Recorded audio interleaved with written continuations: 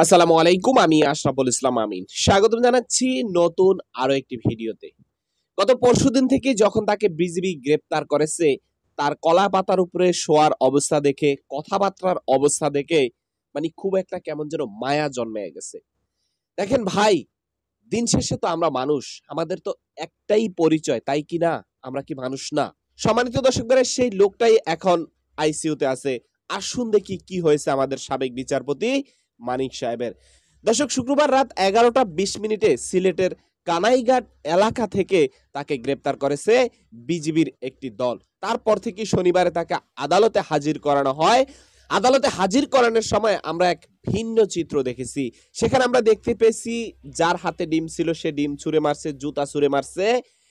তারপরে আদালতের নির্দেশ অনুযায়ী সিলেট কারাগারের ডিআইজি সগির মিয়ার নেতৃত্বে তাকে হসপিটালে পাঠানো হয়। আর হসপিটালে নিয়ে তাকে পরীক্ষা নিরীক্ষা করে দেখায় যে অতিরিক্ত আঘাতের কারণে তার রক্তক্ষরণ হয়েছে।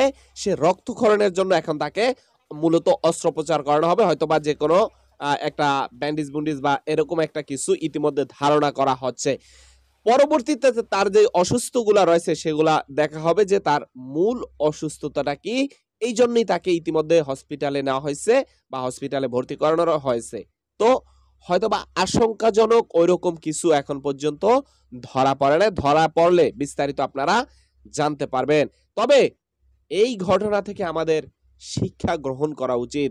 আগামীতে যারাই নেতৃত্বে আসতে যাচ্ছেন, যারাই ক্ষমতায় বসতে যাচ্ছেন, তাদের জন্য এটা হতে পারে কোনো হুঁশিয়ারির সংকেত। আজকের দিনে কোটি টাকা ছেড়ে কলাপাতার উপরে শুইয়া ছোট্ট ছোট্ট বাচ্চাদের মাইর খায়া কি অবস্থা হয়েছে বুঝতে পারতেছেন অবস্থাটা? সাবধান, আপনি দেশের জন্য খারাপ কিছু করবে না, আপনাকে লোকে কিছু বলবে না। যদি খারাপ কিছু করেন, আপনাকেও লোকে ওইভাবেই দেখবে। তো সম্মানিত ভাইরা, এ হচ্ছে টোটাল বিষয়। তো আজকের ভিডিওটি এখানে শেষ করতে চাই। দেখা হবে নতুন অন্য কোনো ভিডিওতে। সবাই ভালো থাকবেন। আসসালামু আলাইকুম ওয়া রাহমাতুল্লাহি ওয়া বারাকাতুহু।